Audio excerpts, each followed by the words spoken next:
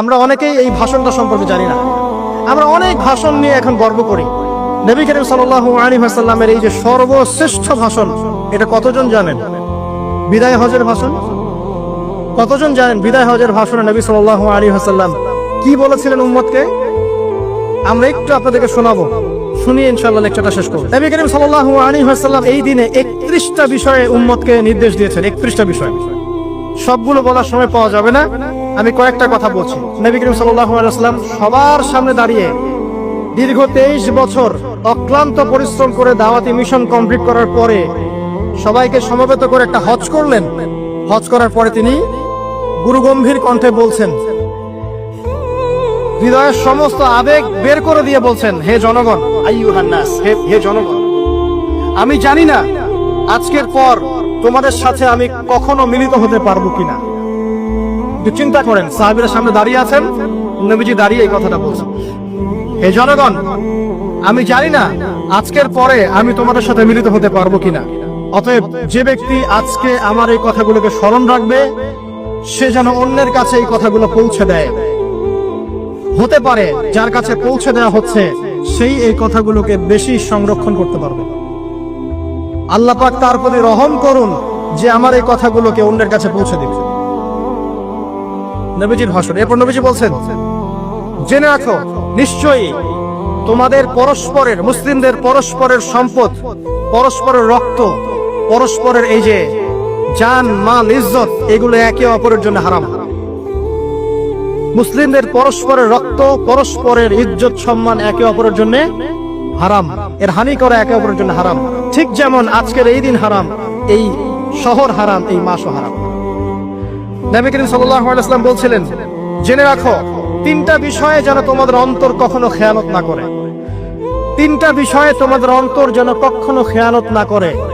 এক, তোমরা যে কাজটাই করবা শুধু আল্লাহ পাকের সন্তুষ্টির জন্য করবে। তোমরা যে কাজই করবে শুধু আল্লাহর সন্তুষ্টির জন্য করবে। তোমাদের শাসক বর্গের কল্যাণ কামনা করবে। তোমাদের শাসক বর্গের কল্যাণ কামনা করবে। 3 নাম্বার, মুসলিমদের জামাতকে আঁকড়ে ধরে রাখবে। মুসলিমদের ইউনাইটেড কমিউনিটিকে আঁকড়ে ধরে থাকবে। এই 3টা বিষয় পালনের ক্ষেত্রে তোমাদের অন্তর যেন খেয়ানত না করে। এদিন সূর্য ঢলে যাওয়ার পরে নবী সাল্লাল্লাহু আলাইহি ওয়াসাল্লাম আরো বললেন, শুনে রাখো হে মানব জাতি, এটা ভালো করে শুনেন, শুনে রাখো হে মানব জাতি, নিশ্চয়ই আমি মুহাম্মদ সাল্লাল্লাহু আলাইহি ওয়াসাল্লাম জাহেলি যুগের যত কুপ্রথা আছে সমস্ত কুপ্রথাকে আমার পায়ের তলে পিষ্ট করে গেলাম। জাহেলি যুগে কি ছিল ভাই? শিরক ছিল, সুদ ছিল, মাদক ছিল, নারীর অবমাননা ছিল, কন্যা সন্তানকে দাফন করা হতো, রক্তক্ষয়ী, হানাহানি, মারামারি, কাটাকাটি ছিল। এগুলো সবকিছুকে আমি আমার পায়ের তলে দাফন করে গেলাম। এটা কি দাফন হয়েছে? তিনি বলছেন, নিশ্চয়ই আমি জাহেলি যুগের সুদকে আমার পায়ের তলে পিষ্ট করে যাচ্ছি। সর্বপ্রথম যার সুদ আমি পিষ্ট করছি তিনি হচ্ছেন আব্বাস ইবনে আব্দুল মুত্তালিব, আমার চাচার সুদ। নিজের পরিবার থেকে দৃষ্টান্ত স্থাপন করলেন। তিনি আরো বললেন, হে উপস্থিত জনগণ, তোমরা মেয়েদের ব্যাপারে সতর্ক থাকবে এবং তোমাদের স্ত্রীদের ব্যাপারে সতর্ক থাকবে, তাদের হকের ব্যাপারে সতর্ক থাকবে, কেননা তোমরা তাদেরকে আল্লাহর কালিমার মাধ্যমে হালাল করে নিয়েছো। অতএব তাদের ব্যাপারে তোমরা সতর্ক থাকবে।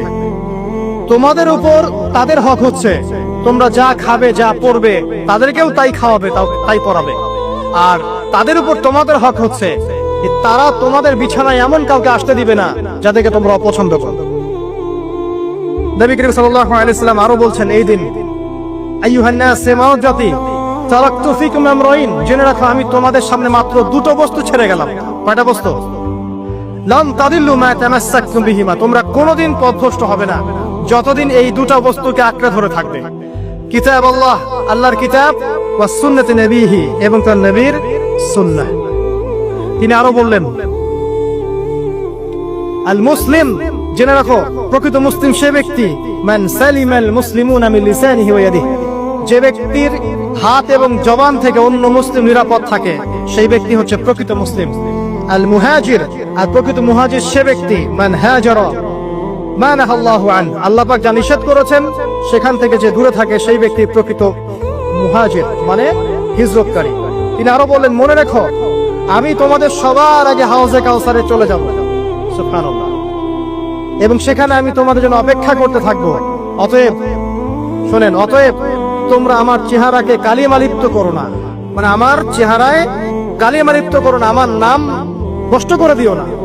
আমি তোমাদের সংখ্যাধিক্য দেখে আল্লাহর কাছে গর্ব করব, আমাকে তোমরা অপমানিত করো না। আজকে কি আমরা তার দায়িত্ব পালন করে উম্মাহ হতে পেরেছি? নবীজি বলেছেন, তা আমার চেহারাকে কালিমালিপ্ত করো না, সুবহানাল্লাহ। তিনি বলছেন, ওই সময় কিছু মানুষ থেকে আমি মুক্ত হয়ে যাব, আর কিছু মানুষ আমার থেকে মুক্ত হয়ে যাবে। বলা হলো, কারা ইয়া রাসূলুল্লাহ? তিনি বলছেন, আল্লাহ পাককে আমি বলবো, ইন্নাহুম মিন্নি, হে আল্লাহ, এরা আমার উম্মাহ, এরা আমার উম্মত, আমার সাহাবী।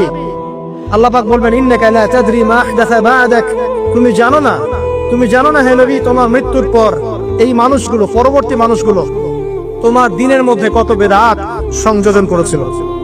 তিনি আরো বলেছিলেন, হে জনগণ, জেনে রাখো, প্রত্যেক পরিবারের জন্য প্রতি বছর একটা করে পশু জবাই করার বিধান, প্রত্যেক পরিবারের জন্য, সামর্থ্যবান পরিবারের জন্য প্রত্যেক বছর একটা করে পশু জবাই করার বিধান রয়েছে।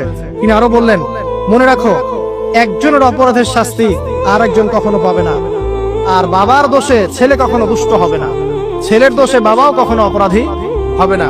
তিনি আরো বললেন, জেনে রাখো হে মানব জাতি, নিশ্চয়ই শয়তান এই বিষয় থেকে নিরাশ হয়ে গেছে যে তোমরা শয়তানের ইবাদত করবে। শয়তান নিরাশ হয়ে গেছে, কিন্তু শয়তান নিরাশ হয়নি একটা বিষয় থেকে, যে তোমরা একে অপরে হানাহানি, কাটাকাটি, ফিতনা, ফাসাদে ব্যস্ত থাকবে, যেমনটা এখন আমরা করছি। আমরা কিন্তু সরাসরি কখনো শয়তানের ইবাদত করছি না, করছি? মুসলিমরা এখন পরস্পরে হানাহানি, কাটাকাটি, ফাসাদে লিপ্ত আছে। তিনি আরো বললেন যে একজন মুসলিমের জন্য হালাল নয় অন্য মুসলিমের সম্পদ আত্মসাৎ করা, যতক্ষণ না সে স্বেচ্ছায় খুশি মনে তোমাকে সম্পদ প্রদান করে। অতএব তোমরা একে অপরের প্রতি জুলুম করবে না। তিনি আরো বললেন, সাবধান, আমার ইন্তেকালের পরে তোমরা একে অপরের গর্দান উড়িয়ে কাফের হয়ে যেও না। সাবধান, আমার ইন্তেকালের পর তোমরা একে অপরের গর্দান উড়িয়ে কাফের হয়ে যেও না। তিনি আরো বলেছেন, একজন মুসলিম আরেকজন মুসলিমকে গালি দিতে পারে না। যদি একজন মুসলিম আরেকজন মুসলিমকে গালি দেয়, এটা হচ্ছে ফাসিকি, এবং একজন মুসলিম যদি আরেকজন মুসলিমের সাথে যুদ্ধ করে, এটা হবে এক প্রকার কুফরি। তিনি আরো বলেছেন, হে জনগণ, জেনে রাখো, আমার পরে কোনো নবী নেই, আর আমার পরে তোমরা ব্যতীত আর কোনো উম্মত নেই। এর চেয়ে স্পষ্ট কথা হতে পারে? আমার পরে কোনো নবী নেই, আর আমার পরে তোমরা ছাড়া কোনো উম্মত নেই। তাহলে আমরা যখন নতুন নতুন নবী বানিয়ে নিচ্ছি, কোন কোন ক্ষেত্রে বলছে একজন ব্যক্তি ছিলেন, সে নিজে ঈসাও ছিল, সে মাহদিও ছিল, সে নবীও ছিল। এবং দিন দিন মানুষ এই খাতায় নাম লিখাচ্ছে, সুবহানাল্লাহ। সর্বশেষ তিনি বললেন যে, যদি তোমাদের উপরে, হে মানব জাতি, জেনে রাখো, যদি তোমাদের উপরে একটা নাক কাটা কালো কুৎসিত কোন আমির বা শাসকও চলে আসেন, এবং সে যদি তোমাদেরকে আল্লাহর রাস্তায়, আল্লাহর কিতাব সুন্নাহ অনুযায়ী পরিচালিত করেন, তোমরা অবশ্যই তার আনুগত্য করবে, তার বিরুদ্ধে বিদ্রোহ করবে না, তার আনুগত্য করবে। জেনে রাখো, শেষে তিনি বলেন, জেনে রাখো হে মানব জাতি, আজকে থেকে কুল্লুকুম মিন আদম, তোমরা সবাই আদম সন্তান, ওয়া আদামু মিন তুরাব, আর আদম হচ্ছে মাটির সন্তান। আরবের উপর অনারবের, অনারবের উপর আরবের, সাদার উপর কালোর, কালোর উপর সাদার, লালের উপর কালোর, অথবা কালোর উপর লালের কোন রকম প্রাধান্য নাই। ইল্লা তাকওয়া, শুধু তাকওয়া ব্যতীত। যে ব্যক্তি বেশি মুত্তাকি, সে আল্লাহর কাছে বেশি মর্যাদার অধিকারী হবে ইনশাআল্লাহ তাআলা। সর্বশেষ তিনি আঙ্গুলটা উঁচু করলেন, নিজের শাহাদাত আঙ্গুলি উঁচু করে আকাশের দিকে তাকালেন, এরপর জনগণের দিকে তাকালেন, তাকিয়ে বললেন যে, তোমাদের ব্যাপারে, হে জনগণ, তোমাদের ব্যাপারে আমাকে আল্লাহ জিজ্ঞাসা করবেন। ফামা আনতুম কাইলুন, তোমরা ওই সময় কি বলবে আমার সম্পর্কে? তখন সাহাবীরা বললেন, আমরা বলবো যে আপনি বাল্লাগতা রিসালাতাক, আপনি আপনার রিসালাত পৌঁছে দিয়েছেন, ওয়া জামানাতাক, আপনার আমানত পূর্ণ করেছেন, ওয়া নাসাহতা উম্মাতাক, এবং আপনি আপনার উম্মতকে নসিহত করেছেন। এরপরে তিনি আকাশের দিকে তাকিয়ে বললেন, আল্লাহুম্মা ফাশহাদ, হে আল্লাহ আপনি সাক্ষী থাকেন। আল্লাহুম্মা ফাশহাদ, হে আল্লাহ আপনি সাক্ষী থাকেন। আল্লাহুম্মা ফাশহাদ, হে আল্লাহ আপনি সাক্ষী থাকেন যে আমি আমার দায়িত্ব পৌঁছে দিয়েছি। এরপরে নাজিল হলো, আল ইয়াউমা আকমালতু লাকুম দীনাকুম ওয়া আতমামতু আলাইকুম নি'মাতি ওয়া রাদিতু লাকুমুল ইসলাম দীনান। এই হলো বিদায় হজ। আজকের এই আরাফার প্রেক্ষাপট আমরা কতজন এটা নিয়ে চিন্তা করেছি?